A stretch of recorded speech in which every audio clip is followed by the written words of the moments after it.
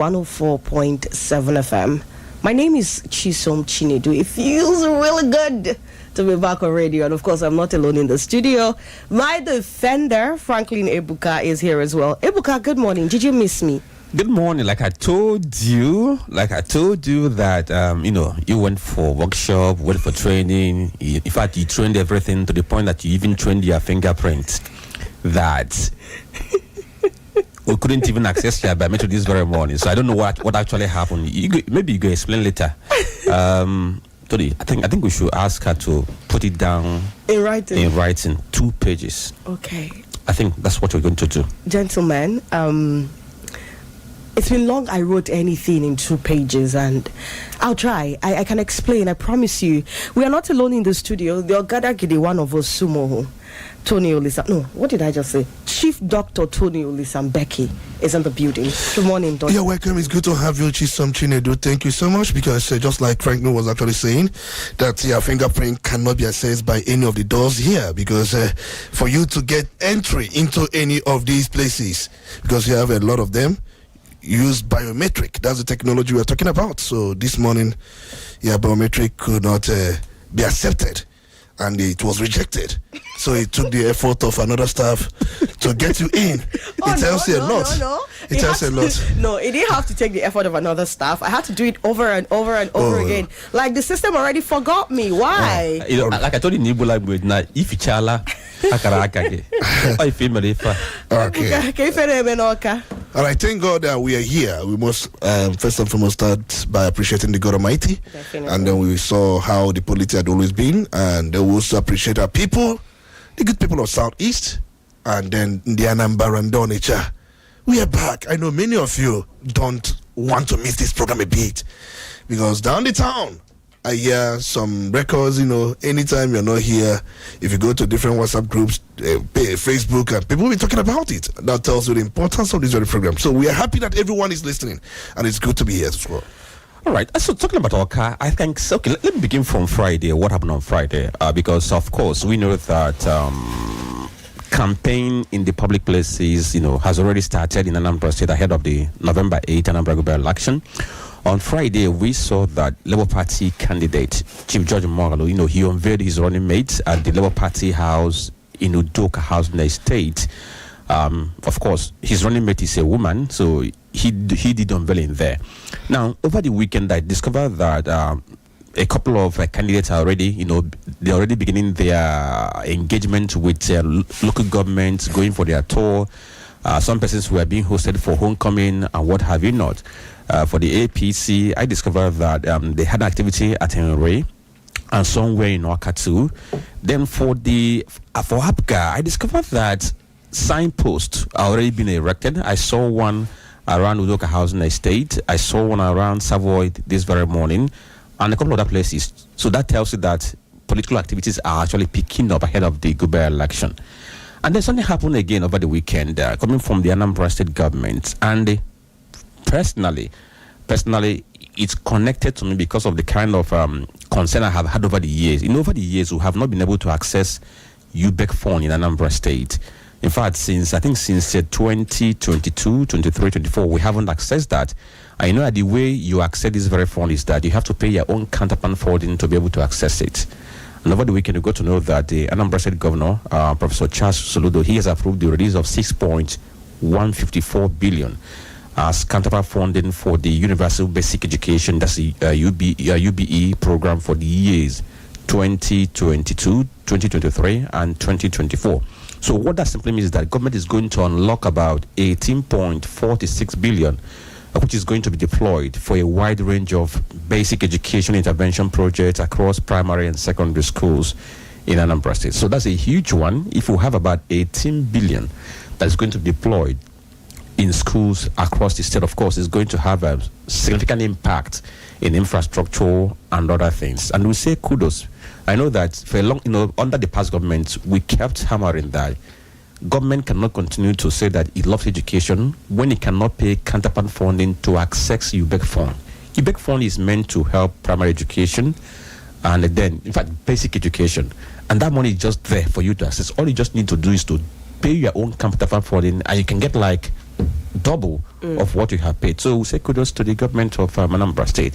And then for Enugu State, I ran into a story which also caught my fancy. You know, that very native doctor whose case was unraveled in Enugu State, in Ezago, precisely, local government area. You know, the immigration officer who has been called a hero, you know, who arrested the man when he was trying to escape. Of course, he's been honored by different persons, different platforms. But the man who hurt the vigilante that uncovered the whole thing, nobody remembered him. And over the weekend, somebody remembered him. I think there's one man known as, what's his name again? I think Mr. John Okeke. He runs one online TV. And he said, I have to reward this very man for taking the bull by the horn, for leading vigilante of that very community to rescue the 13-year-old girl who was kidnapped for a planned ritual. And I say kudos. To whom much is given, much is expected. The best non abo afonye megene eto diga na nkomere gini omeozo. So kudos to those people who make efforts to recognize efforts of people towards ensuring that we are secure in Nigeria. I actually wanted to talk about the issue of UBEC funding and the need for other states, not just to do what Anambra State has done, but then for us to understand what that UBEC fund is all about. Remember, it was a program launched in 1999 by President Olusegun Obasanjo. And the UB program, just like we usually call it, the UBE program, aims to provide free, compulsory basic education, 6 years primary school and 3 years junior secondary for Nigerian children aged from 6 to 15. But here in Anambra State, there is also an addition. The remaining 3 for senior secondary school has been covered by the governor, saying that free education is from primary to secondary. But the UBE Act of 2004 formalized UBEC. Remember, it was launched in 1999, but the act was passed, assented by President Olusegun Obasanjo in 2004. How is it funded?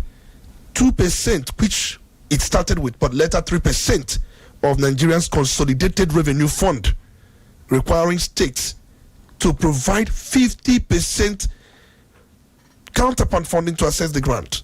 So once we have our consolidated revenue, 3% of it is taken and put into UBEC accounts. So for state to assess what belongs to them, they must provide 50% counterpart funding. They must provide half of what they are going to take from UBEC.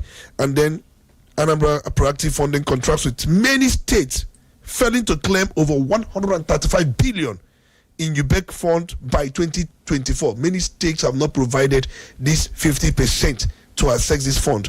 And the funds totaling about 135 billion is lying in that account, where states couldn't provide the half of it due to lack of counterpart contributions. So it's important we understand this UBEC thing, so that just as you mentioned it, I have to just give it some of the explanations needed, so that we will not just be floating whenever we talk about UBEC. And then, just like he said, Anambra State government under Professor Charles Chukwuma Soludo provided 6.154 billion naira to access the one accruable to Anambra State. Recall that his budget of about 606.99 billion naira prioritized education, with about 11 billion naira for smart schools, about 22 billion naira for institutional development. So just like you said, say kudos to him, but I also would want to also advise that we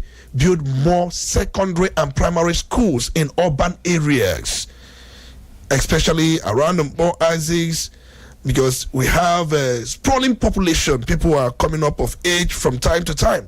So we need brand new schools. And just as the governor has said, these schools will not just be just schools, but smart school. And I have explained what smart school is all about. It's just moving from digital school to smart school, where sensors, and then I talk about the robots, the robotism, AI. Some of these things will be involved in ensuring learning and then education. These things are well enhanced. Yeah, what you actually just pointed out, Tony, I must say is quite the light that needs to be shed on the entire UBEC issue, because initially I was thinking to myself, why do I need to give you or provide 50% upfront before you give me something that is supposed to help me work?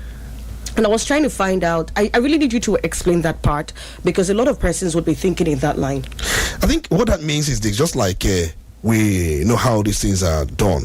Consolidated revenue, money that belongs to the entire country, even before there will be sharing. That consolidated revenue account is where all the monies from custom and excise duties, from taxation, from federal inland revenue, if the name has been changed now to Nigeria Revenue Corporation, and also from sale of our oils, whatever revenue government makes. This time around, the 3 tiers of government, not federal government. Most times some people think that consolidated revenue belongs to federal government. That's not true. It belongs to the 3 tiers of government. So 3% of it will be taken and allocated to UBEC, Universal Basic Education. Okay. So now, that amount, the act, which was passed in 2004, requires 36 states, inclusive of FCT, to access these funds to show seriousness. What that means is, if your fund for the entire year is 6 billion, what it means that you must provide 6 billion not to the UBEC, but you must show seriousness, because definitely there will be an account created for every state. So once you put 6 billion in that account, from UBEC account, another 6 billion will be put, making it 12 billion. I don't know if you understand it. Not that you are giving that money to the federal government. No. The account for UBEC created for your state provides 6 billion into that account. Then from UBEC account, another 6 billion will be provided, totaling 12 billion, accessible by you, not any other person. So instead of having 6 billion, what it means that you have 12 billion. I'm using that as a case study, where you will access it holistically, but definitely there will be monitoring to ensure how you use the funds, how you work with the funds. So it's very simple.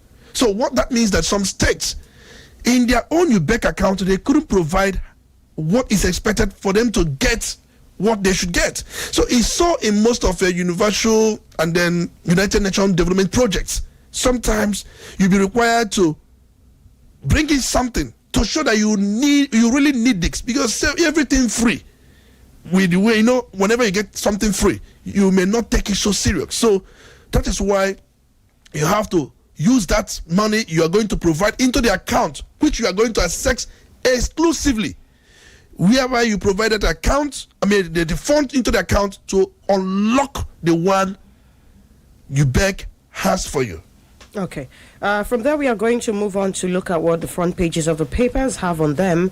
And of course, when we read out all of those stories, we'll then dive into the analysis of the matters on our table this morning. And of course, on our desk this morning, we have the Nation newspaper, Vanguard, the Punch newspaper, and of course the Guardian newspaper. The front pages have a lot of advertorials, but the Nation here say Credit Corps targets all working class Nigerians. This is on news page 3. Inflation shrinks for second consecutive month. Improved food supply a factor. This is on news page 3 also. And with what's happening in the likes of Benue State, I am just curious to find out how food supply has really improved. I do know, food supply in Nigeria is not, I say totally dependent on the likes of Benue State, but when we get into the deep analysis of matters, we'd like to know how we managed to bridge this gap. And also on the front page of the Nation newspaper, this is a foreign story. Trump vetoes Israel's plot against Iran's supreme leader. This is on news page 6. Now, beneath the nameplate of the paper on page 5, Iran-bound businessman arrested at Port Harcourt Airport for ingesting 53 wraps of cocaine. On page 2, banner headline here, Special Forces deployed to battle terrorists in Benue. The writers here, President orders crackdown on criminals, youth protest in Makurdi over killings, 12 Viper attack jets to boost NAF assets, Pope Leo XIV praise for victims. Now, the rest of the stories on the front page of The Nation are advertorials. And of course, going further, you'd find this one. APC Northeast endorses Tinubu Shetima for 2027. Well, that particular meeting ended in a show of shame. I am pretty sure, gentlemen, you got to see the videos. Federal government set to acquire 12 Viper jets to boost NAV's capabilities. Dangote deploys 4,000 CNG tankers for nationwide fuel distribution. Federal government set to acquire. Okay, now this is a repeat of that story on the front page as well. All right, so quite interesting. This very morning, 2 front pages of Nation newspaper showed up. Definitely, one has more advertorial. Yes, two of them. Maybe one got filled up because I discovered that Dangote Refinery also put up an advertorial concerning the launch of the new initiative it has to deliver petrol and diesel directly to dealers and marketers. So perhaps that could have explained why they have these very two front pages today circulated. Then let's look at the headlines we have on Vanguard newspaper. And Vanguard has an advertorial on the front page. It's about President Tinubu commissions Greater Abuja Water Supply Network today. In continuation of the 17 days project commissioning by President. So that's what we're going to see on the front page of Vanguard newspaper. Then other headlines we have on Vanguard this very morning says Governor Deleke threatens to sanction radio stations over insightful comment by guest. Maybe someone needs to do proper analysis to know whether they are actually inciting comments or comments questioning the performance of the government of the day. 2024 APC Governors NAS Caucus won retention of Tinubu Shetima ticket. You mentioned the version that was captured by the Nation newspaper. Benue killings, outrage as protesters block roads. A very dark man was also in Benue State to join that very protest. And after the protest, he made a video where he went to the places where people's houses were raised down, and he was counting the number of child bodies. It was a gory sight to behold. Reps to convene legislative dialogue on national security architecture Monday. That's today. Israel-Iran conflict. Trump warns Iran not to attack. This very conflict between Iran and Israel. Israel says that it wants to decapitate Iran. Discourage Iran from going ahead with nuclear weapon. But if you look at world politics, it tells you that it's all about fighting for world power. Police arrest suspected killer of Minnesota lawmaker. I don't know what happened in the U.S. On the same day, 2 lawmakers were attacked. One was killed alongside the husband, and the other one was shot alongside with the wife. And now it's not clear whether they're going to survive it or not. But the second person, I think that's Hoffman. He has undergone surgery, and we're hoping to see whether they're going to recover. But the good thing is that the suspect has been arrested. And then the last headline we have on Vanguard says the implications of Israeli-Iran war, of course, is going to have huge implications. But that is one good thing about the war, so to say, is that the price of crude oil in the international market has increased about $75 per barrel from about 65 to was selling last week. So if somebody says it's a good one for business, but at the same time, war spells no good for anybody. So these are the headlines on Vanguard newspaper. Right from the Vanguard newspaper, we proceed. Apologies for that. From the Vanguard newspaper, now we proceed to the Punch newspaper. And of course, the Punch newspaper has a lot of advertorials as well. Dangote Refinery, majorly. But of course, the banner headline here is 2027, Tinubu Shetima Alliance under fire. Rift depends on APC over 2027 power formula. NAS caucus backs Shetima, governor split. This is on news page 2. About the banner headline here, Dangote launches nationwide fuel distribution amid tanker blockade. This is on page 29. Brent bounds. Nigerian crude hits 877 as Israel-Iran tensions boil. This is on news page, looks like 33 there. But of course, going further down into the Punch newspaper, you'd find some more stories. 3.6 billion naira ground rent. FG in last minute talks with embassies Appeal Court nullifies Emefiele's asset for feature. Senate pledges electoral reforms constitutional review ahead of 2027. Benue killings. Military deploys air surveillance. IG takes over security. God sent me to crush quarters in Minedo. Okmeblo has that to say. Court orders execution of a Ebonyi man of a teen's death in rape case. Relief for Olarewaji's family as remains return to Nigeria. Okay, so let's go over to the Ghana newspaper that happens to be the last this very morning. Okay, the banner headline here says, PELP decries terrible massacre in Benue as Tinubu rallies security chiefs. That's on page 6 of the Ghana newspaper. Below the masthead, petrol price hike, scarcity loom over Middle East tension, tanker driver strike. I think that should be on page, is that page 6 or thereabout? And then Northeast delegates fight for Shetima's second term with Tinubu. That's on page 2-3. But the thing is, I don't know whether there's this very huge plan to drop Shetima for the second term or not. I know we also had similar scenario in Anambra State when people were rumoring that the current deputy governor was going to be dropped. But to the chagrin of everybody, the governor came during the door of the primary and said, "Abga, allow me to run with my deputy." Then other headline here says 2027 Showore sees no opposition, says APC controls all. That's on page 3. You can also see the advertorial by Dangote Refinery talking about the plan to distribute PMS and diesel with a 3 logistics nationwide beginning by, that should be August 15, 2025. So these are the headlines we have on these newspapers. And of course, definitely we are going to dive into the real meat of the matter by taking on some of these stories. But before then...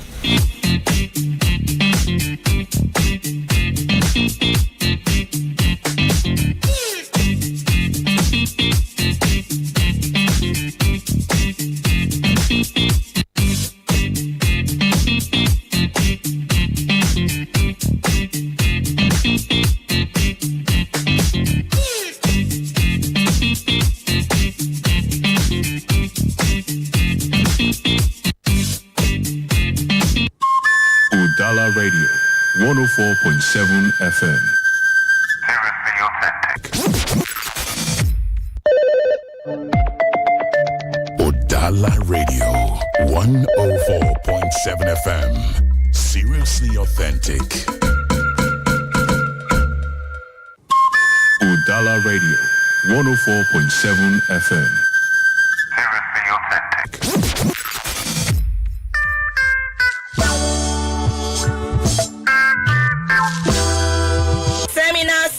Seminar. We bring you the good news again. One name Aniji Osioma Werebia. Come and testify the power of fruits, roots, and herbs. Bia Kimara Uru, Mpuru Osisia, Mborogu na Mpakukwa, Bundi Nkete na Gburugburu Ki, Uru ha ga-abara gị n'ilekọta ahụike gị anya. Maka ihe gị ọmụmụ banyere ya, ka anyị ji were ewube seminar nwa. Nke ga-adị na Umuoji Town Hall, opposite St. Andrew's Anglican Church. Nke dị na number 24 Ozomagala Street, n'Odakpo by Modebe Junction. Ụbọchị ọ ga-adị were mebụ 17th and 18th of June 2025. Ọkwọ 9 a.m. Gbagam bịa ka gị na Dr. Ohanwe Okechukwu hụ ihu na ihu ka onye gị ọmụmụ banyere mgbọrọgwụ na mkpa akwụkwọ nakwazi mkpụrụ osisi ndị nwere na be gị nakwazi uru ndị ọ ga-abara gị. Maka ajụjụ na ihe ndị ọzọ kpọọ akara ekwentị a 070 612 22588 ọzọkwa 070 612 22588. We cure, but God heals.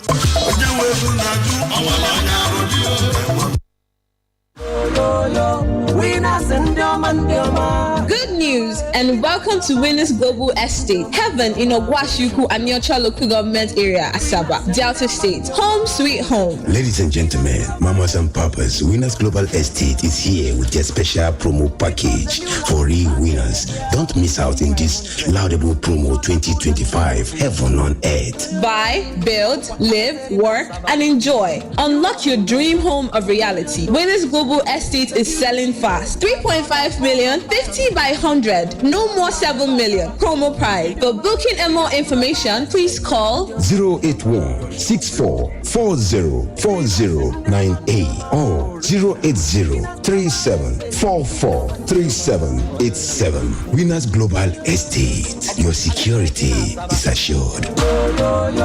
Winners and Winners Global Estate. Udala Radio, 104.7 FM. Seriously authentic. You're listening to The Polity.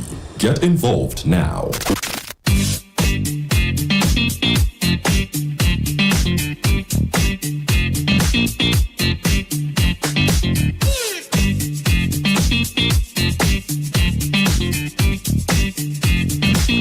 Many thanks for keeping it locked. It's still The Polity on Udala Radio 104.7 FM. And of course, we are diving right into the matters on our table this morning. We're taking the story from the Punch newspaper. Benue killings, military deploys air surveillance, IG takes over security. The military yesterday, Sunday, deployed air surveillance over Makurdi, Benue State and its environs following Saturday's killings in Yelwata and the Aldu communities in Guma local government areas of the state. It was observed that surveillance aircrafts hovered over the capital city and neighboring local government areas such as Guma and Gwer West since Sunday morning. A military spokesperson, a military officer who spoke on conditions of anonymity said the air surveillance was to monitor the situation in Makurdi and its environs. And of course, no fewer than 100 people were reportedly killed and several others injured when terrorists invaded the communities on Saturday. According to videos we have seen, Tony, bodies littered everywhere, families burnt while they were sleeping. I saw a report, I think it was on the Nation newspaper, of a particular man who came back to bury his wife and 4 children because they were all burnt to death in that attack. There was also a report of I think an advisor to the state governor who said 23 people from his maternal family all fell during this attack. And so I've been trying to wrap my mind around what has been happening in Benue State. Yesterday, there was a protest in the state. We saw a video of Martin Otse, the one who's popularly known as Very Dark Man, a couple of days ago calling for urgency in the way what is happening in Benue State is being handled. And right after that video he made, after that trip, another one happened, and then of course he went to the location. We saw videos of him, talking about what he saw on ground. Then we saw people in Benue State, Makurdi precisely, protesting that, what I call it, carnage in that state, and the police trying to dispel this crowd of protesters with tear gas, and we saw how it ended. I've been trying to wrap my head around what happened to the right to assembly. I mean, the people have a right to protest. According to reports, it was all peaceful until the police came in and all hell was let loose. Also last week, I recall the governor of the state, Hyacinth Alia, accused politicians in the National Assembly of sponsoring what is happening in Benue State. We've had several reports of it being linked to killer herdsmen.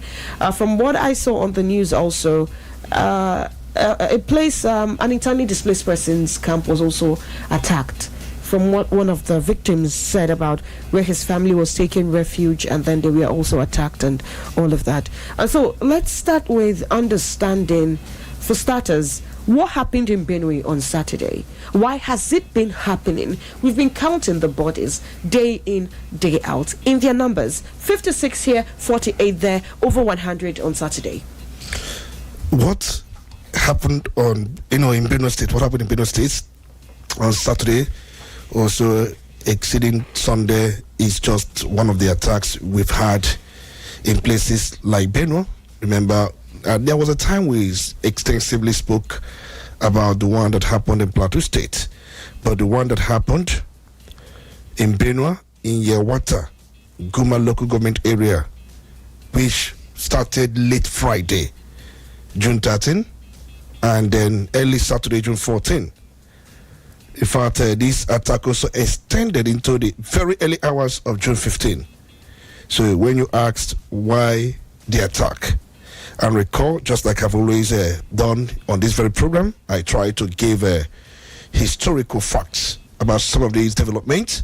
Benue, recall, has just 23 local governments area, and there are places that have suffered these attacks frequently, places like Guma, even Giwa West, Ukum, Logo, Castenalo, and then Gwande and Otukbo, even Agatu. So these are places that have suffered most of these attacks, but we are talking about the one that happened in Yewata, Guma local government area, because Yewata is in Guma local government area. So if you ask what could be the primary reason for such attack, it has been attributed to clashes between herders, primarily the ethnic Fulani, who are mostly Muslim, and farmers.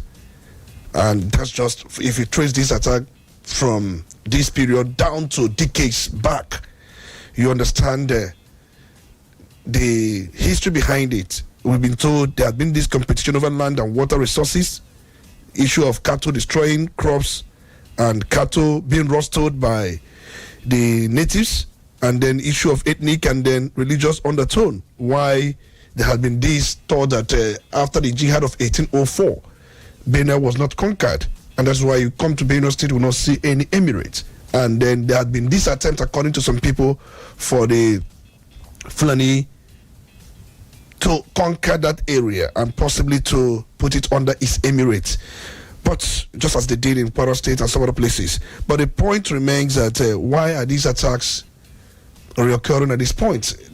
Just studies, because look at the marching order Mr. President gave to the Governor Hyacinth Alia. I think he's totally out of reality to what is actually going on in Benue State, because he frequently keeps accusing some political elements from Benue State who are in either National Assembly and then in the presidency of masterminding some of these attacks.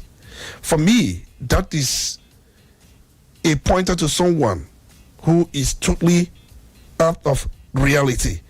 And if you look at what had happened in that very place, in fact, I must let you know that between April 1st and June 1st, at least 270 people have, these people were killed across 10 local government areas in Benue State, and mostly in rural communities. So if you look at these attacks we are talking about in Yewata and Guma, we are told that, I don't know the date right now, some are saying 150, some are saying 200, but I'm aware that the number of lives claimed in that very local government will be closing 200 just between the period we are talking about. So, but then for me, these attacks are pure terrorism. These attacks are terrorism in its fullness, from armed headers, militia group, and criminal gangs.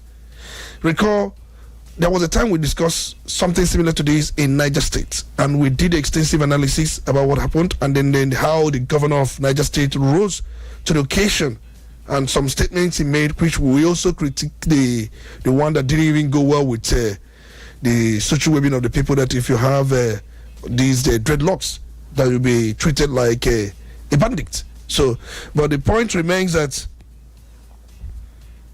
the youth, as you said, that was on Sunday, yesterday, many of them protested at Wurukum roundabout, blocking a key linking routes to the northern and southern Nigeria. For the protesters, I'm aware they dressed in blacks and they carried placards demanding justice and stronger security measures, accusing authorities of neglecting affected communities.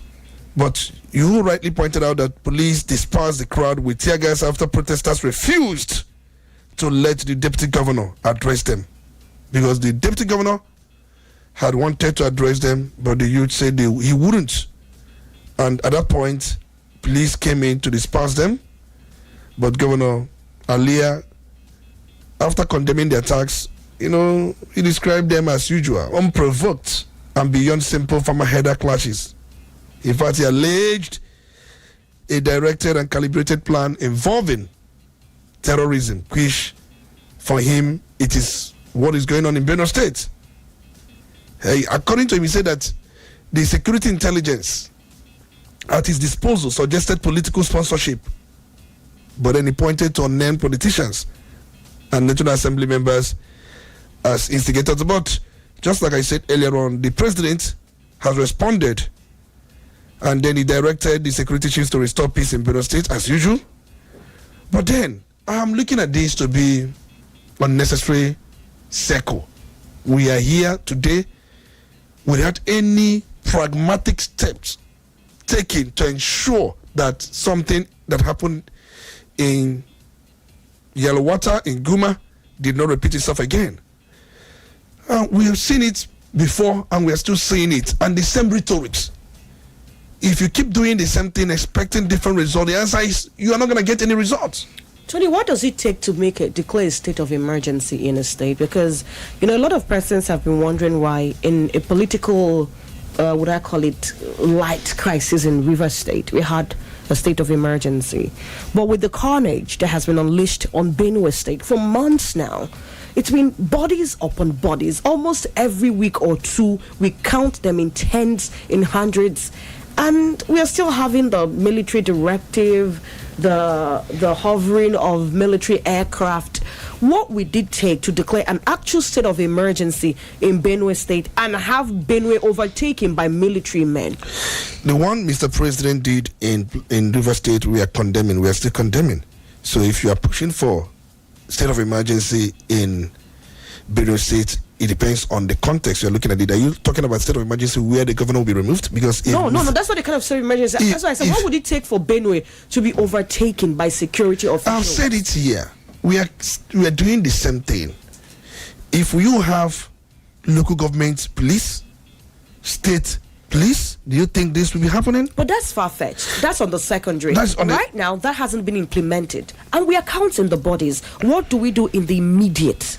There's nothing, because the last time we were here, we talked about the vigilante group set up by Autumn. Remember how Autumn set up a vigilante group and how Alia politicized it, bringing in people that are not into security, any business, security business, bringing them into the very group. And immediately he politicized the group. There was a day we took time to explain this, and we saw what happened. So he started with politics. Remember, over 450 persons have been displaced as a result of these senseless killings and senseless attack in Benue State. And Benue has quite a lot of IDP camps. And they're not even safe anymore. And those IDP camps are not safe. Recall the one Peter wanted to visit, and then how he turned it down, and then described him as coming to the Benue State to do or perform political charity and all that. So the point remains that he sees everything from political lens. Everything about these attacks, Governor Hyacinth Alia sees from political lens, and it is not helping matter.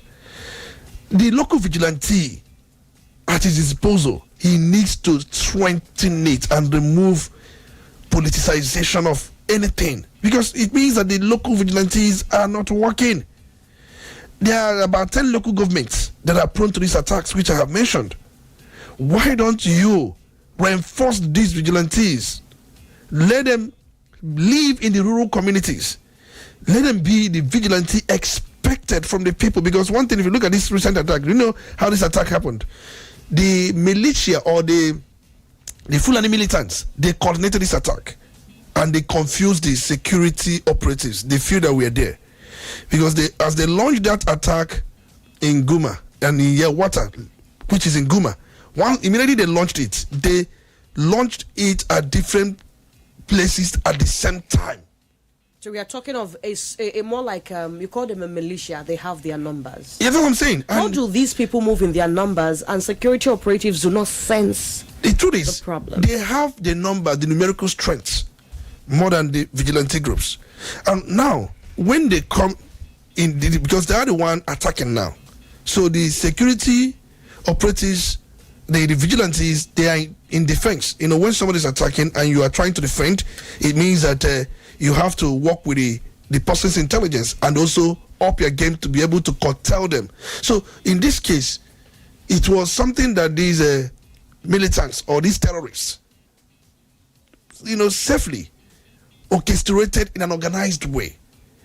There are villages in Yewata where we are talking about, and these villages, they launch a coordinated attacks on these residents in the wee hour, not during the daytime, because it started late Friday night.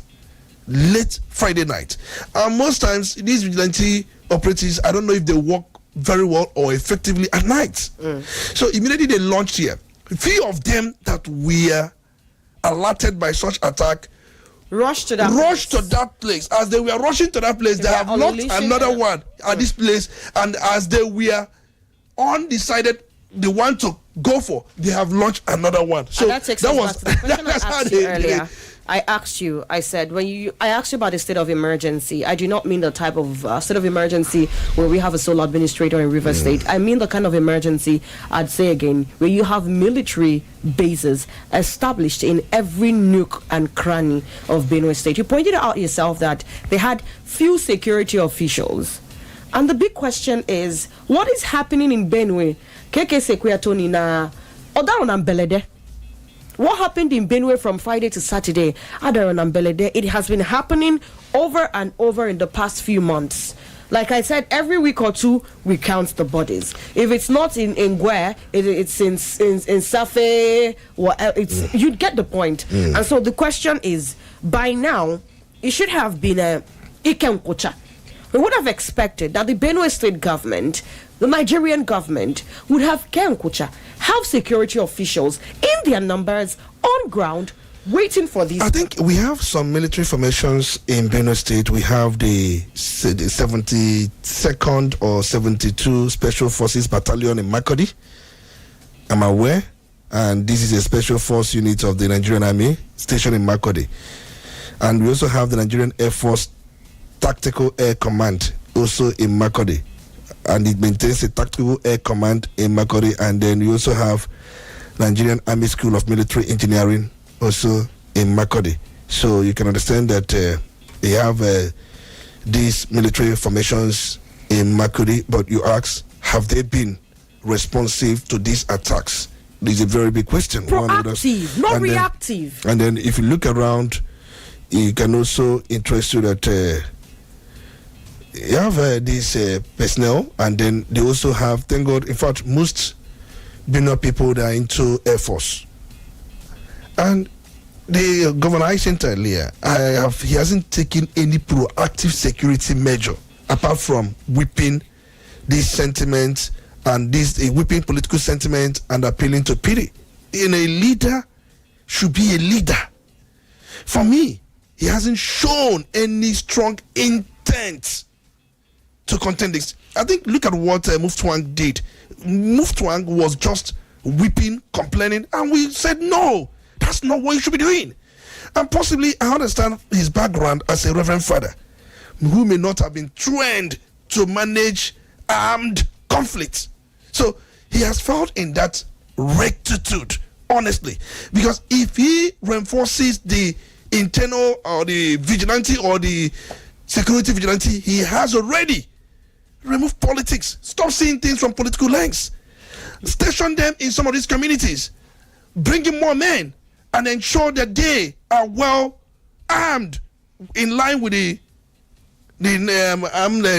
issue of arms regulations in the country. So he hasn't done some of these things, and at the same time, moving forward, there is need to, just like Mr. President said, these militants, remember, they have normal group, they have militia group. Mr. President said, engage stakeholders, especially Fulani stakeholders in your state.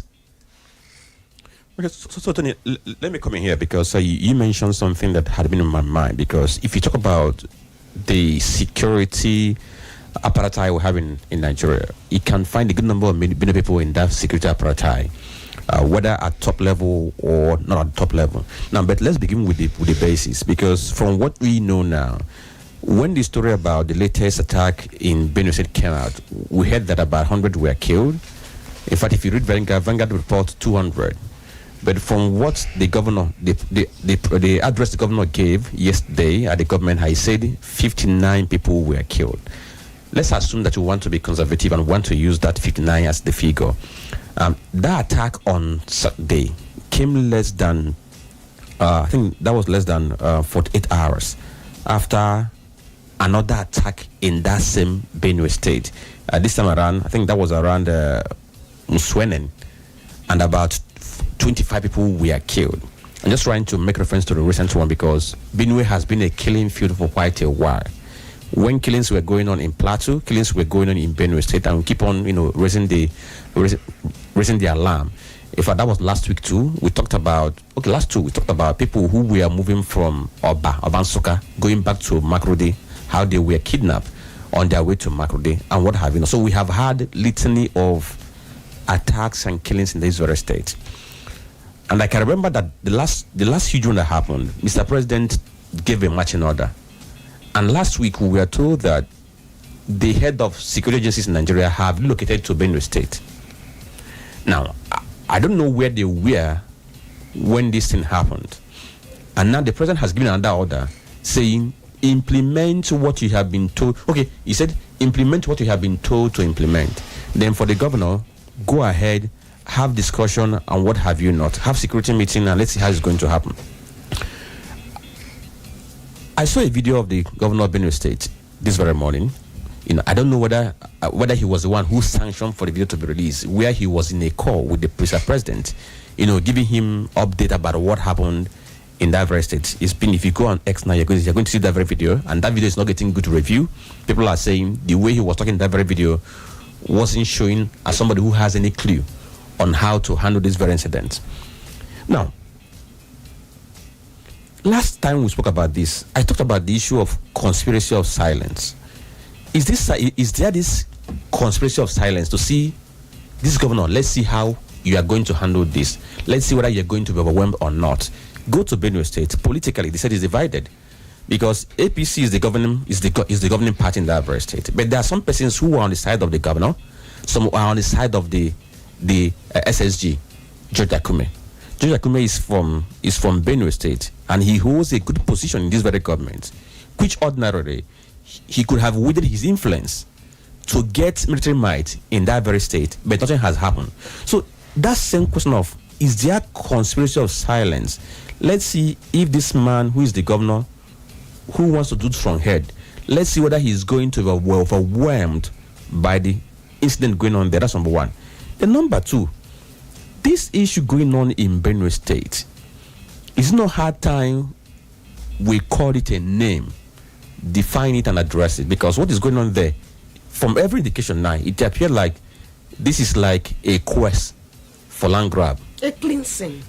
So can we call it what it is so that we now know how to address it? Because if you are saying call for meeting when you have not found out what the issue is, the meeting will be end up scratching on the surface without getting to the issue. I think just like you pointed out, the issue of conspiracy of silence, and just like I have always said, this problem in Benue State is complex. There's no doubt. And remember, it is not something that started today. And then there are quite a lot the governor, for me, hasn't done. The Benue State Civil Protection Guards, which he renamed in December 2024, and after it was set up by the former governor Autumn as community volunteer guards and livestock guards. And just like I said earlier on, they are not up to number. They are not up to number. And then there is this problem between the governor and then George Akume, who is the secretary to the government of the federation. And I'm aware the governor is from Vandeikai local government area, and then George Akume is from Taka local government area. There are two local governments have not been prone to these attacks. But you ask, the rift between both of them is also not helping this crisis. That's the honest truth. You can't be the secretary to the state government and your home state is boiling. Your home state is boiling. And then this, if you look at it, the problem, this back to the primaries that produce Alia as the candidate of the APC. Because George Akume had backed someone else. He wasn't, in fact, he never backed Alia as the candidate of the party.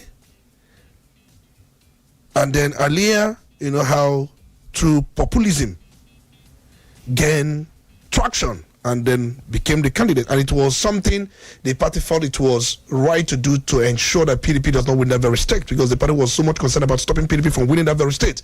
And recall to stop Autumn from, you know, producing or bringing a successor. You remember how Autumn battled APC federal government. So it was a case of a battle for political supremacy. And then Akume, who believes I've been in this game for a very long time and also a former governor, you can't just be a new entrant trying to take over the political space in Benue State. But then, as a Catholic priest turned governor, Alia has sought to assert his independence, and he doesn't believe in political godfatherism. He doesn't believe that anybody can control me or remote control me. And then he had not even sought out for any favorable relationship with the governor, the secretary to the government of the federation. So it is important we understand this issue. Both of them have disagreement on how to face this problem. They have policy disagreement. And then remember, Alia's approach had always been that these Fulani attackers are foreign, and and his land for ranch proposal has drawn criticism from Akume's camp. So he has, and their governor before now hasn't even accepted that these attackers are from Nigeria. He would tell you they are from Mali. They are from, and so many. He also said that they are sponsored by Polity. That is what I'm saying. In fact, I think there was a proposal he made one time, land for ranch proposal. So this didn't go well with likes of George Akume and his allies. What would we rather have? Lands for ranch or the carnage happening in Benue?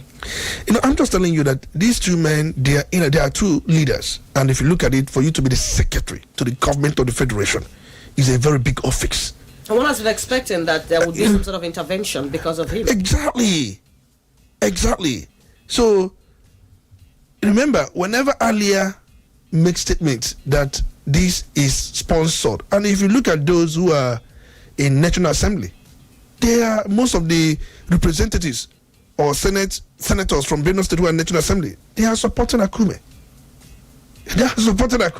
So whenever Alia makes this allegation that these things are sponsored, he is referring to Akume and these National Assembly members, projects. So you look at it, and these people felt that the governor hasn't shown that inclusive leadership. He hasn't shown he keeps apportioning blame. And for them, deal with this issue alone. And you see none of them commenting. I think the only person that usually comments would be Abamoru, who from time to time, because he's of PDP stock, he will make insistent that something should be done. But for them in APC, in Benue, they are divided. Those who are most those state assembly members, they are supporting the governor. Then the Abuja boys, they are supporting Akume. And Akume is not in tune with the governor's approach to dealing with this issue of insecurity in Benue State. For them to attend all Israel. And the governor keeps apportioning. So there is lack of coordination and also cohesive political leadership to address this issue. Tony, my last take on this.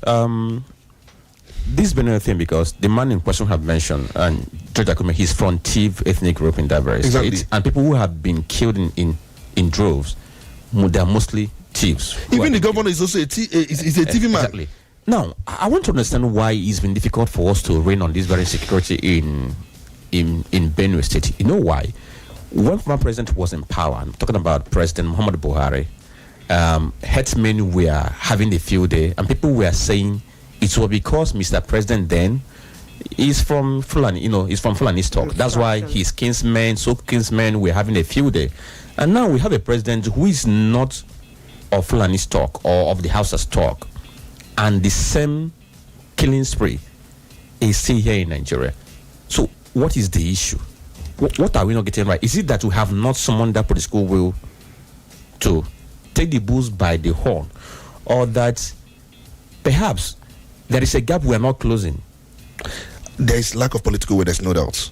There is absolutely lack of political will, and we have allowed these marauders, these killer terrorists, to keep messing around with the spaces we've provided for them. No second country will allow this. If you are serious, let's take all these political sentiments, religious sentiments away.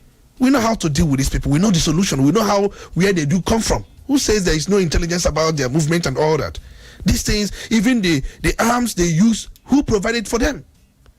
Because they come with sophisticated weapons. Who made this provision for them to access these sophisticated weapons and also make entry into the state and unleash this mayhem? It wouldn't tell me there is no answer to some of these problems. Forget all these things. There is lack of political will, and then the actors themselves have allowed these people space to operate, and the people are the ones bearing the brunt.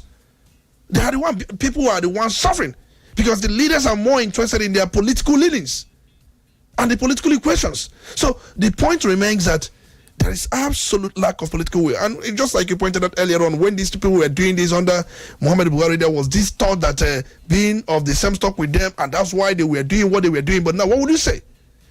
And then we've seen insecurity in Nigeria becoming an industry. It's a business for some people. It's a business. And I don't know how one can interpret it, because that's the only interpretation that we are left with. And because it's a thriving business for some, and it has been the way it is. The other time we talked about Gumi, how he was a negotiator for these terrorists. All of a sudden he was freed, and every other thing that we know about him fizzled out. So you have to really, really pity people of Benue State. And the first place, Pope Leo yesterday, while praying in Vatican, prayed for the people of Benue State. And I looked at comments from the Vatican News, and those who were commenting said he's not praying. What is needed is action. And I agree with them. Because if we keep praying, and those who are committing this atrocity, this atrocious crime, will continue, there is need for this bickering to stop between George Akume and Governor Hyacinth Alia. And Hyacinth Alia is becoming too political with this issue. I have said it. There are things, there are measures, there are steps he should take as a governor. And we also believe to stop this madness in Nigeria completely, to stamp it out, we need to go back and then do something about state police and local government policing. We must. We really need to do all of those. We take a quick break at this point, attend to a commercial. When we come back, we'll be going to the political space to look at what has been happening in the Northeastern APC caucus. Do stay. Udala Radio, 104.7 FM. Your number one quality bread. Wendy's bread. For your family breakfast. Wendy's bread. Wendy's bread. Mama, papa, they like Wendy's bread. Number one at kitchen and do. Wendy's bread. Even children, they like Wendy's bread. Wendy's bread. Number one in town. Wendy's bread. You get it better, tasty, we go sweet your belly. Wendy's bread. Wendy's your bachichoma. Wendy's bread. Number one, the champion. Wendy's bread, your number one tasty bread. You can contact us on our official address, Second Business Park, Enugu Road, GRA, beside CPS, Onitsha, Anambra State. We also have another branch at St. Michael Plaza, Atani Road. Also contact us on 070-1149-1571. Wendy's bread, your number one tasty bread. Wendy's bread. Udala Radio, 104.7 FM. You're listening to The Polity. Get involved now.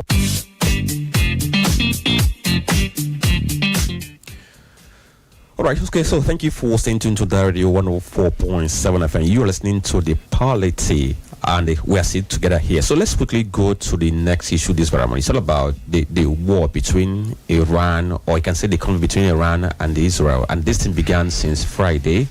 How did it begin? Because Israel felt that Iran was, building nuclear weapons and felt that maybe this is a threat to the world.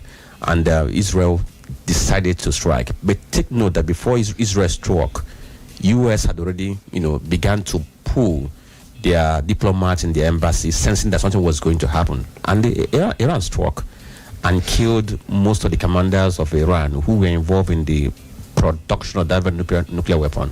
And since then, Iran has been firing back. And this very morning, Iran fired some missiles into Israel, and about 5 persons were killed and about 92 wounded. Israel has confirmed that. But so far, from what we gathered, about 220 persons have been killed on the side of Iran since this began. And you keep on wondering where this thing leaves the world. Johnny?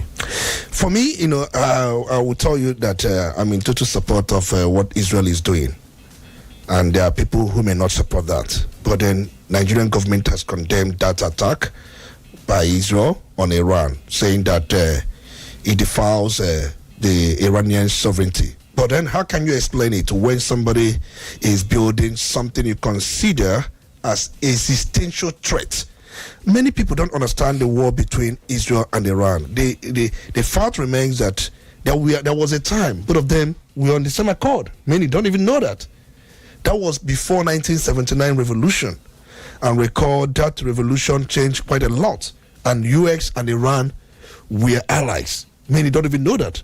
That was before the 1979 revolution. So that revolution changed a lot of things, because Iran under Shia Muhammad Reza Pahlavi was one of the few Muslim majority countries to recognize Israel de facto, though not official, as a country. When the state of Israel was built, many of them around that Middle East rejected it. And recall the war Israel had fought to make sure that they were settled where they presently is after the Second World War. But the Iran under Shia Muhammad Reza Pahlavi met such recognition. But then the Islamic revolution, which overthrew Shia, brought in Ayatollah Khomeini. And then with his theocratic Shia regime to power, he made quite a number of decrees. He called Israel the little Satan and the US the great Satan. That's what he labeled it to the two countries. And then under him, as the supreme leader of Iran, he cut all diplomatic ties with Israel and adopted a policy of total opposition to Israel's existence, and not just its policies. In fact, the most terrorist groups, if you like, call them resistance movement groups, because Iran will call them resistance movement groups, but some other countries will call them terrorist organization. Where do you begin with?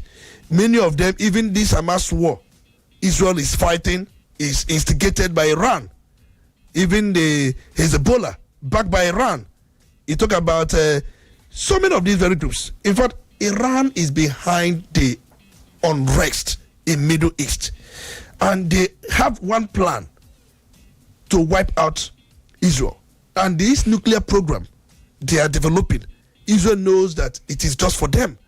So, but just like I said earlier on, Khomeini being the spiritual leader, I remember when he was in exile in Paris, and you know how he instigated that revolution. He was sending messages, telling people things against the Shia Muhammad. Though you can understand that people were not with the Shia Muhammad Pahlavi for the fact that he instituted a monarchy government. And the worst is that the very coup that brought him into power was backed by American CIA. That was sometime around 1954, thereabouts. So it tells you the Shia history about these two countries. And then he was seen as U.S. puppet. And then he repressed freedom of speech, freedom of expression. During his reign as the leader of Iran, he banned all manner of Islamic rites in public places. I'm talking about before 1979 revolution. He banned all some of these things. And then he allowed Western dressing.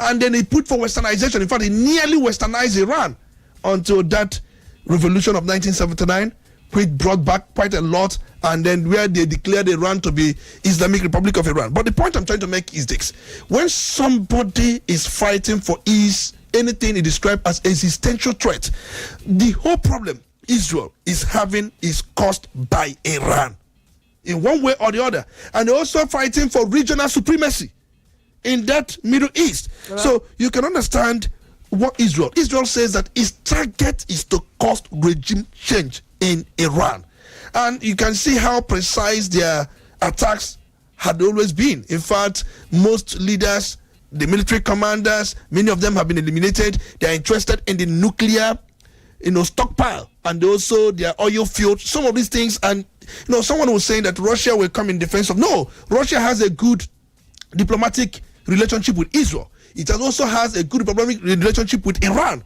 On the part of because Russia, for them, these are our two friends fighting, and we are told that Putin had called both of them to just ceasefire. And then you talk about Turkey, because we learned that Turkey seems to favor Iran more. Remember the Syrian government that was overthrown, al-Bashir Assad, it was backed by Iran, Hezbollah, Iran, every terrorist group you may think is terrorist group or not terrorist group, backed by Iran. Iran shares border with quite a number of countries, even with Afghanistan. And so for a country like Iran that has, according to reports, varying ranges of and varying speeds of missiles, having some of the largest or one of the largest missile programs in the Middle East, with about thousands of these ballistic weapons, I'm just curious to find out why these back and forth, would I call it rubbing shoulder of the political class, speaking about what you said about Israel wanting to incite a government change in Iran. We are talking about civilian deaths also occurring. For a country like Iran, we are counting, according to reports, over 240 bodies in the past 4 days. For a country like Israel, about 20-something bodies in the past 4 days. And we're talking about civilians bearing the brunt. Exactly, just like you. And watch all the Israeli attacks. There is precision. Iran, the attacks, they usually attack anywhere, any space. And look at the defense, air defense now. That is what is the game changer in this conflict. Israel has been able to intercept a number of missiles. And then these missiles, you have intercontinental missile, ballistic missile. You also have, there are different ranges anyway. But you see Israel using interceptors to intercept some of these missiles. Iran with 500. Israel will intercept nearly 80. But so Iran finds it difficult to intercept Israeli missiles. So it's a war of missiles. So my concern is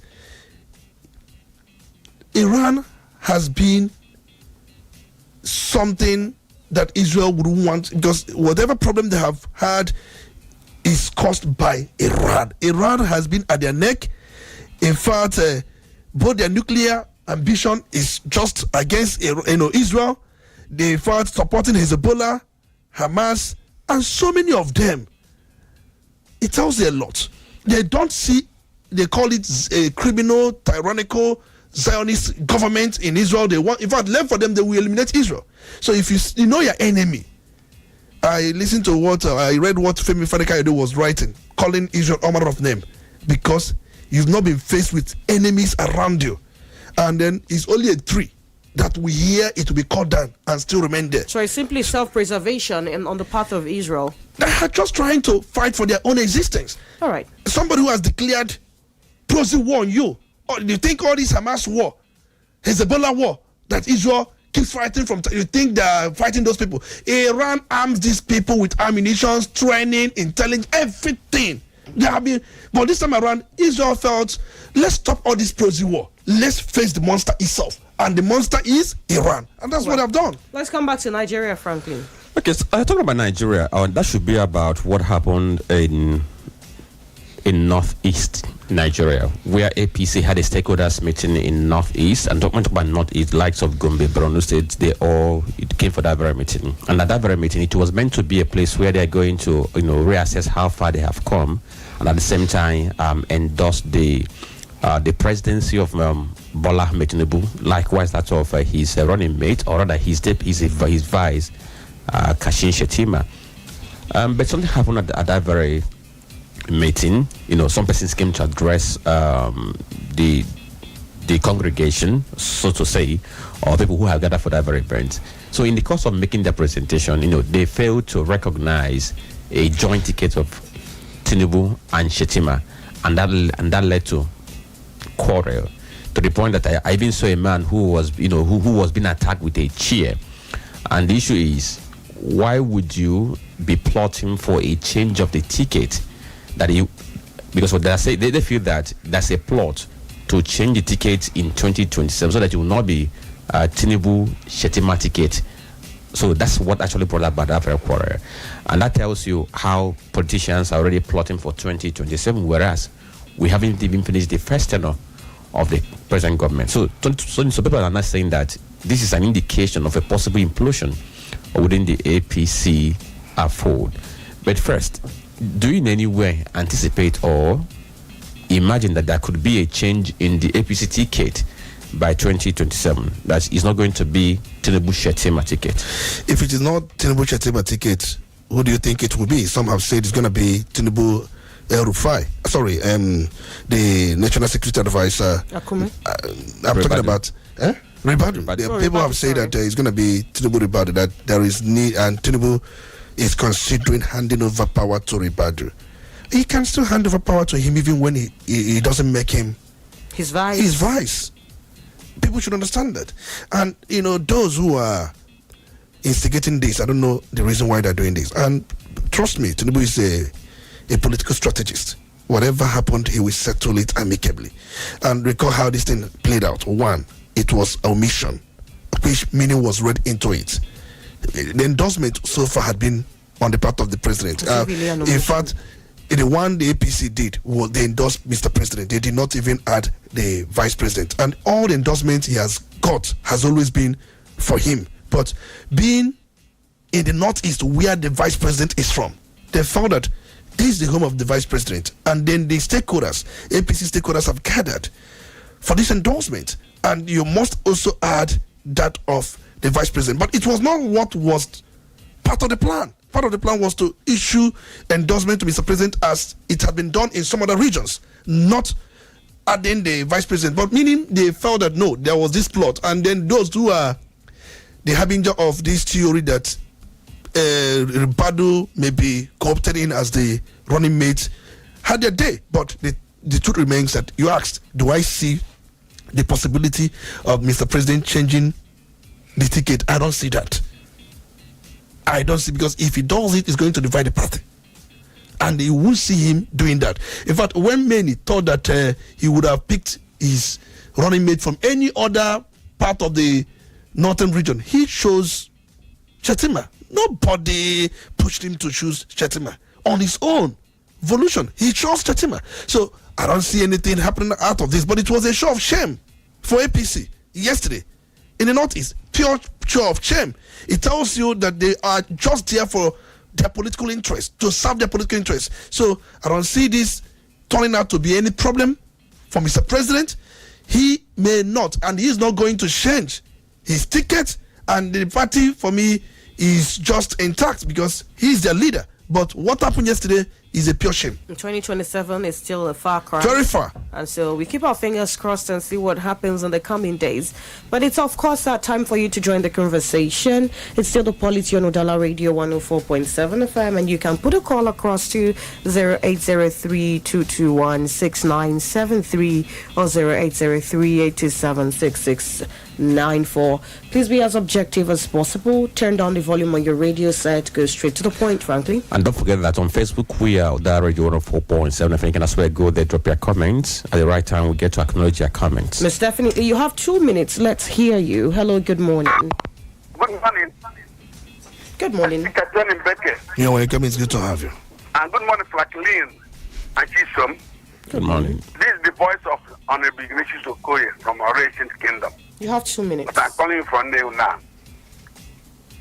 You see, what is happening in APC is a show and a beginning that there must be disintegration of APC. Like our speaker said, if Tinubu venture drop Shatima, that's a job on Gazon. I think they have 7 states. There must be trouble. That by the way. Coming to what is happening in America, in Iran and Israel, it is not today. Winston was given the history of what Iran and America. If God they speak about the kidnapping, abduction of American embassy in Iran, that Jakarta wanted to go to school, and many soldiers died there. It was Ronald Reagan who said that if Iran refused to remove release their embassy members, that if he wins the election, he would turn Iran into an ocean. And the head of state that time make peace with Jakarta. That's by the way. What Israel is doing, and one with what they are doing, like Intel said, because they have already planned that they want Israel out of the map of this world. How can you know that this person is planning for me and is preparing a weapon that can destroy me and I eat? Israel said they cannot do it. And now they have done it by destroying many of their nuclear facilities. And they were killing many scientists that are building the nuclear, killing many generals. That shows the supremacy of Israel with America. Mm-hmm. Things are happening there. Last night, Israel Prime Minister said that they are cruising on the surface of Iranian airspace. No challenge. It surprised me that the Israel knocked out the defense system of Iran within 18 hours. Their system was knocked out. Their plane was, American plane was, Israel plane was flying free in Iran. It's a wonderful thing to me. I love it. Thank you, my speaker. I'm done. All right, then. Let's hear what you have to say. Udala Radio, 104.7 FM. Hello. Yes, hello. Good morning. My name is Comrade Walton. I'm calling you from Onitsha. Can I go on? Yes, please go ahead. Thank you very much. You see, nobody should make any excuse for Governor Leah of Benue State. You know, I heard when Mr. Speaker was saying maybe he's a reverend father, he wasn't trained to handle such situations. Let me tell you the truth. He is not a reverend father. Even that reverend father he disobeyed and he joined politics. Now, who taught him how to intercept P2B on the way to Benue in the previous attack? He can intercept P2B and stop him on the way. But he cannot intercept the criminals killing his people. I watched that video yesterday by VDM. I thank God for that guy. If not for VDM, this news would have been swept under the carpet. Because I am sure if Governor Leah is aware that VDM is coming to Benue State, he would have intercepted him the same way he intercepted P2B. Because to him, everything is politics. I saw how a household of over 18 people were raised down. I saw innocent children roasted alive. So pathetic. I saw that video yesterday. I couldn't eat.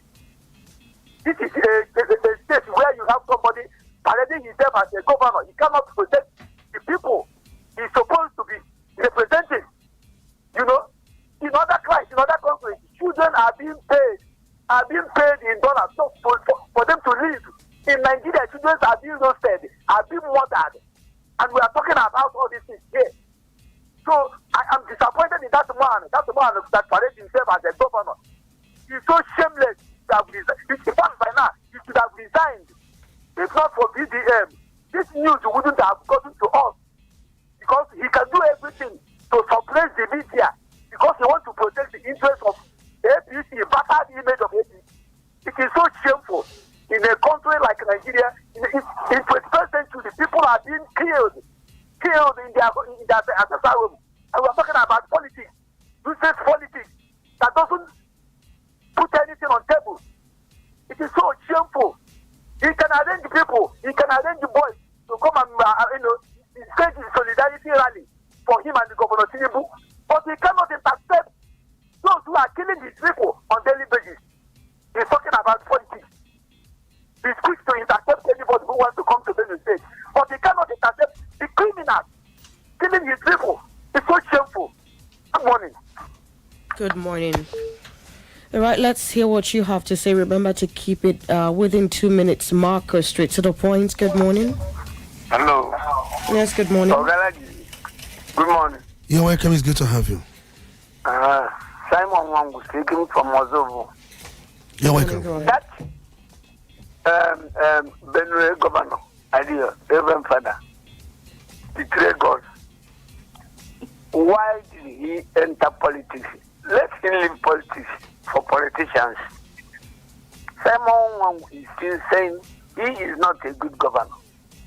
If he cried from here to London, that's one in his own case. Tinubu is supposed to send security for him, not tell him to engage meeting. For what? Which meeting? Meeting between farmers and the headers where Gary gone. Which type of meeting? Nigerian army came here. They take money up and down. Why can't they go there and do their work? Thank you. Thank you for your contribution. Let's hear what you have to say. Hello, good morning. Good morning, the parliamentarians. Good morning. Yeah, bless all of you there. What's your name? Where are you calling from? Obike. I'm calling from Obosi. Go ahead, please. Thank you. I proceed. I don't want to say much here. Since 2015, this debate in the life of the citizens of this country from fire to fire. There's no rest. Nobody has rest in this country. And one thing that pains me most is that any candidate of APC will come out and say they are doing well in the life of the citizens of this country. The thing that strikes my lips upstairs is that you don't see the sleepless night. People are dying every day in this country. Nobody wants to show any concern about the life of people that are going down. Innocent souls that don't know anything that happened in this country, they are going down. Please, I beg, I'm telling the federal government there, let them do the needful. Because the thing is getting so tough in the life of all the citizens in this country. Nobody's happy. Some people are using diplomacy to speak. Me, I don't use diplomacy. I will tell you my heart openly. We are suffering. And God bless us in this country with a lot of mineral resources. The some cartel and cabals, they sit on top of the ground of this country, suffering the poor masses. And nobody wants to do anything. Till one day, they will see all of us no more. But God, I'm begging God to come to our rescue. I rest my case here, you are blessed. All right, then enjoy the rest of your day. Let's hear what you have to say. You should try to reconnect. All right, 0803-221-6973, 0803-827-6694. Do not forget, we're also live on Facebook. You could drop your comment right under the post related to the show or the video of this show streaming live. Good morning. Hello. Good morning. Good morning.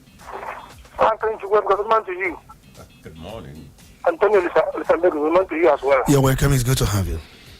Mario Kichu, calling from Onitsha. Go ahead, Mario. Insecurity in the country. Let me start by saying that until Mr. President leaves this power of being the control of the whole country and rest the policing to the states and the local government, that is when all this nonsense will stop. Because I don't see the reason why, if Nigerian porous is porous, if Nigerian border is porous, every other state border will be porous too.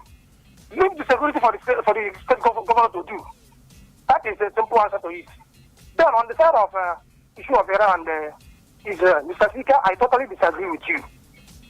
Yes, because you can't tell me that Israel can just fly from anywhere, enter somebody's country and start destroying.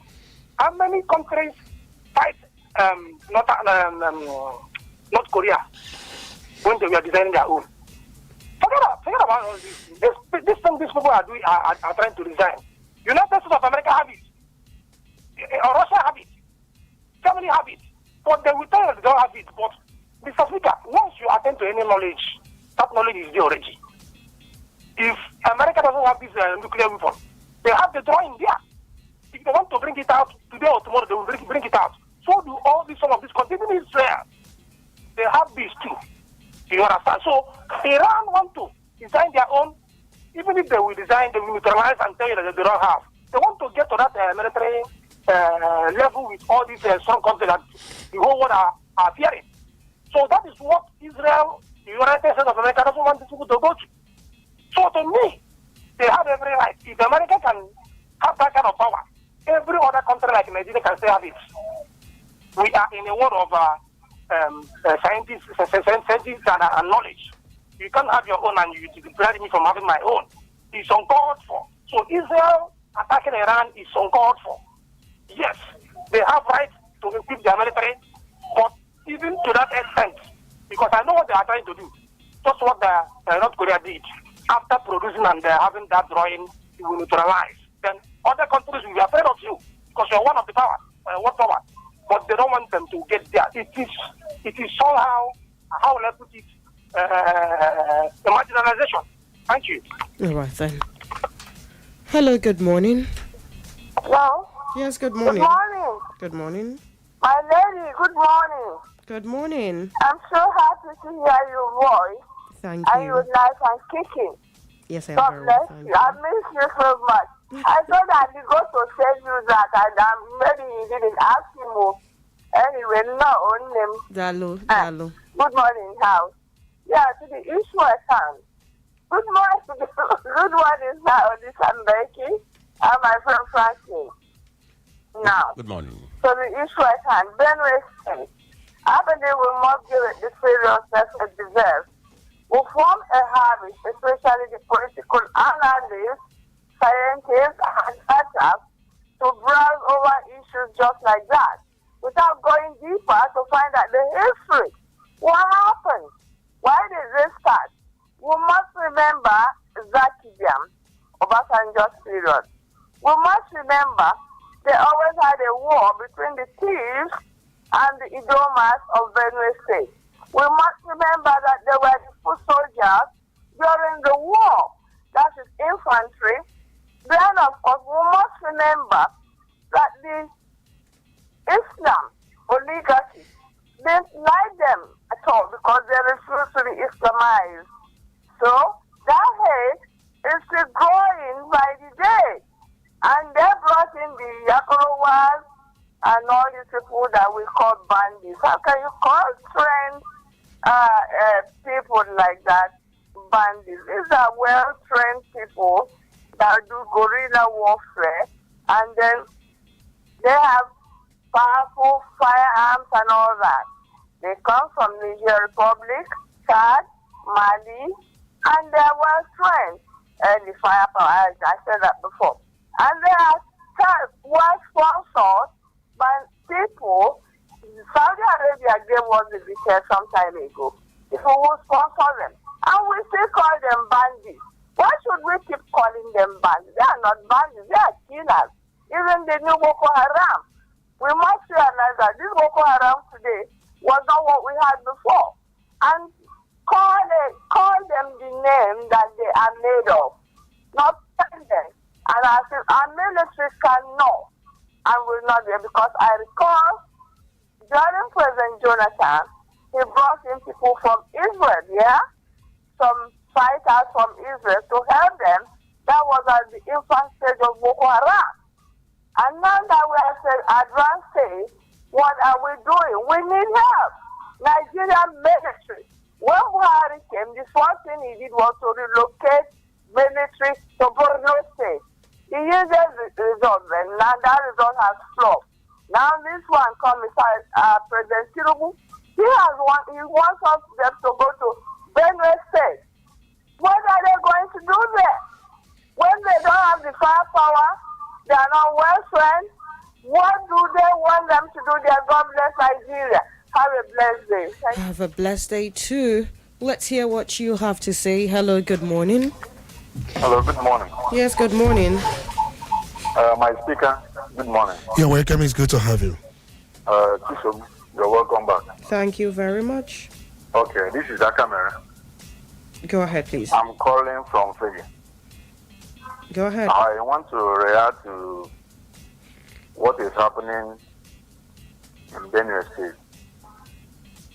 Every day, if I wake up, I hear about the killing in Benue State. My heart bleeds. Because I know that these are human beings that were dying on a daily basis. And yet our leaders are there endorsing and supporting Tinubu for 2027. 2 years ahead of us. And sometimes I think that these people are not thinking about the people that they are leading. Now, coming to that 2027, when all of us die, who will vote for them? What I normally say is this. I remember what the former head of state said, Abacha, General Abacha. He said that any insecurity that continue more than 24 hours, the hand of the governors, the government of your day is involved in it. All these things that is happening, we know where it started. The Fulani herdsmen, they said that Nigeria should give them land in the whole federation for Ruga.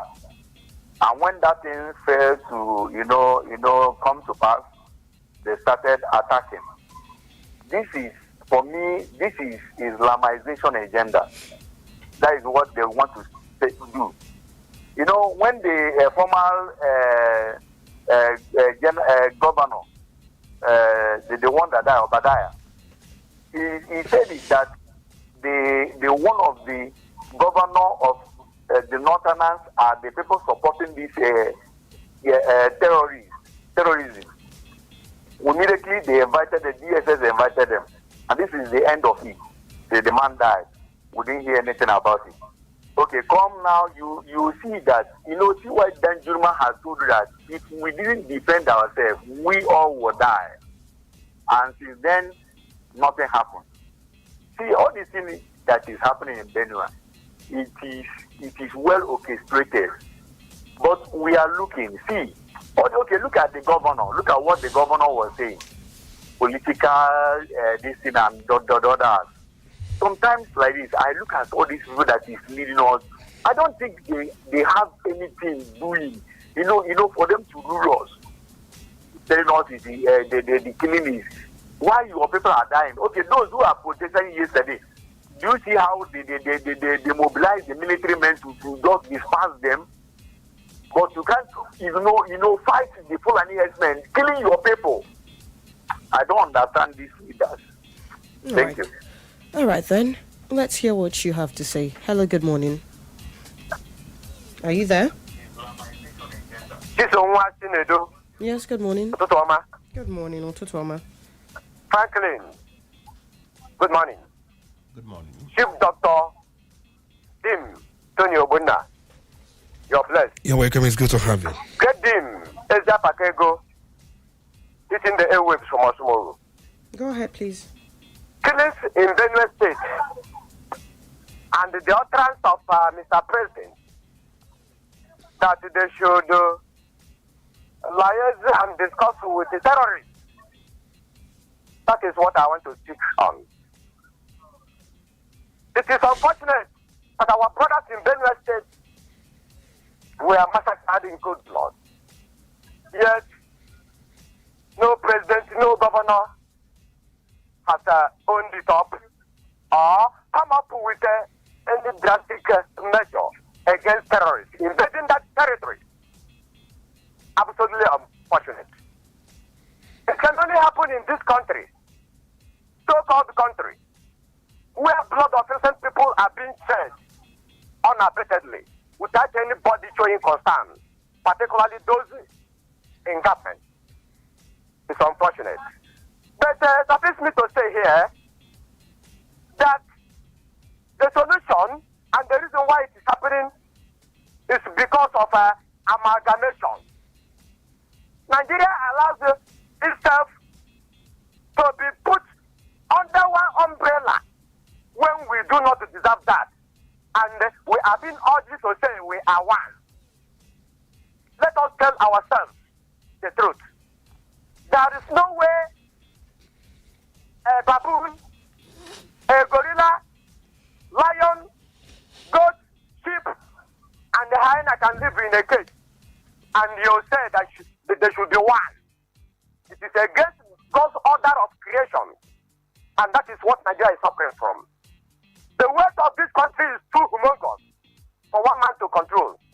Equally, the population of this country is above one man to control. We are each and we are we wise and put Nigeria under these regions. All right, you should be rounding off now. Will be very, very low and fair for one person to control and manage the economy.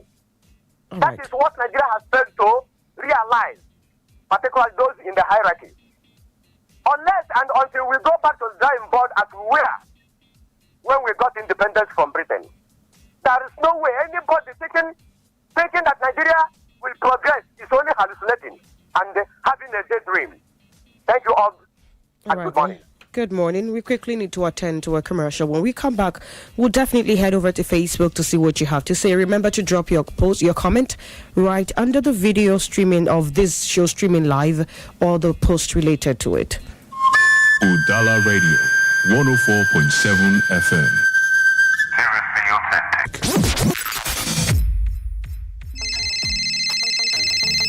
Hello, Philip. Guy, how far now? It's 11:45. Waiting up. I beg, no vex. My landlord locked me for outside, though. Again? No vex. I beg, have you come sleep for your side this night? Omo, my babe, they around, though. But nothing do you. Try call celebrity landlady. Guy, serious now. Celebrity guinea. Celebrity landlady. See, with celebrity landlady, you feed on landlord with just 100k every week. Nah, lie. I go lie for you. Not true. You can own your dream land with just 100k weekly. Yes, with Celebrity Landlady Safe to Buy plan, that property where you dream of fit be your own just like that. Oh, a Safe to Buy plan allows you to pay for your dream land instrumentally, easy, flexible, and all yours. A Safe to Buy plan is convenient and safe. Start now and become a proud property owner in top locations like Otulu Asaba, behind Ogwashuku Polytechnic, Admiralty Drive, Ibusa, and Isela Asaba. For more information, call us now on 0701 018 8042 or 0903 844 9351. Celebrity Landlady, turning you into a proud homeowner. Udala Radio, 104.7 FM. You're listening to The Polity. Get involved now. And now we head over to Facebook to see what you have to say. All right, so we'll begin with this very one from Obin Moba. He says, it's quite pathetic how we are speaking English when people are being killed every day. Politics has eaten deep in Nigerian system. VDM went to the scene and the eyewitnesses said they have buried 179 people who they have recognized. He also said many were burned to ashes beyond recognition. APC has failed Nigerians and the so-called Reverend Father Alia has also failed woefully. Maybe it's a sign to show that he left his calling and went into politics. Now all he could offer is to come on national TV and cry. May God help Nigeria, the way he summarized it. Master Obe says, I'm a bona fide son from Benue State, Idoma, and decided to work in another state. Okay, the simple problem in Benue State is just self-centered within the political leaders and traditional rulers. Thank God for VDM yesterday. If not, nobody would have been allowed. Okay, nobody would allow his relations to come out for protest. Let the government know. Okay, Onyebuchi Okoye says on the Benue State issue, run for the higher center earlier is a proof that when a purported righteous is in power, the people won't rejoice, rather they weep. wearing cassocks doesn't equate to good governance or making a good leader. Okay, then Odnake Egon from Awada says, okay, the issue of Benue killings is more of political and lack of competence. Like I said, Nigeria is a fair nation. When ex-Governor Oton was there, the father kept mocking him just because of politics, and now he's on seat, and it appears Autumn did better than him. So that's where I summarize what you have put in there. And thank you all for the comments you've dropped on the Facebook page. And gentlemen, we have actually gotten to the end of today's show. Tony, you were going to explain that thing about the nuclear bombs and all of that.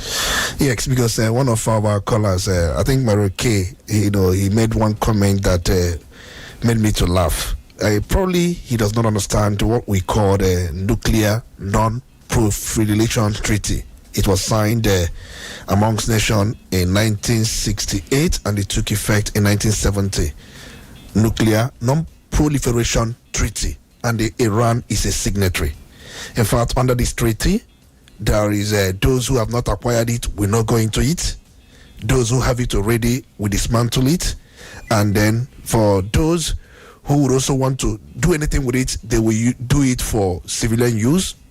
Nuclear power can be used to treat cancer.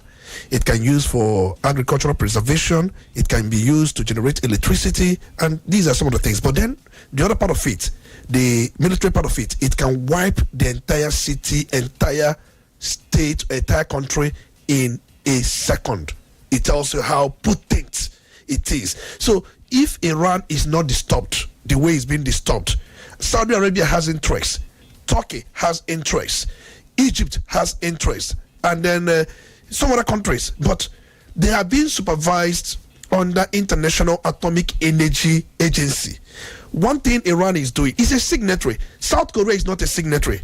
India is not a signatory. Pakistan is not a signatory.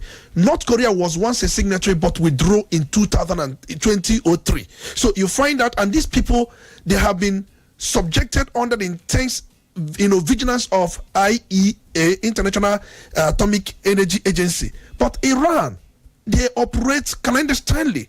In fact, there was another one discovered in Fordo and some other places, hidden. And you're a signatory to this thing. And it's being seen that they are developing this against Israel. One thing is for sure, you are the one backing Houthis, terrorist group. You are the one backing Hezbollah. You are the one backing Hamas. And then it is seen in the light that if you are allowed, you become another Nazi Germany. And for Israel has done what many countries have been contemplating to do. That if we allow Iran will become another Nazi Germany that will use its nukes to destroy the world. And that is why it's been fought. For North Korea that has the nuclear weapon, North Korea, remember, it withdrew from the treaty in 2003. But what it has done so far is that it has said, you have given me heavy sanctions. If you want me to stop this, relieve me of these sanctions. So they are using their own as a bait to be freed from the economic sanctions that have been given all around. So Israel is not a party to that treaty. And in fact, their nuclear programs is not declared. But at the same time, they have been subjected under the intense surveillance of International Atomic Energy Agency. So the point is that you do not understand why the world is against Iran for their nuclear program, being a signatory and still a member of nuclear non-proliferation treaty, and you are going about the way you are going about it, using it to support a lot of terrorist organizations. So what Israel has done is the right thing. In fact, they ought to have done this yesterday, because you can't face existential threat from your enemy and still remain where you are and pretend that all is well. Also, thank you, Tony, for your wonderful analysis this morning. Thank you, Franklin, and thank you, gentlemen and lady, for your comments this morning. We take a bow at this point. The Polity is going to make a return tomorrow, 9:15 down to 11 a.m. Until then, my name is Chisom Chinedu. Good morning. A city of movement.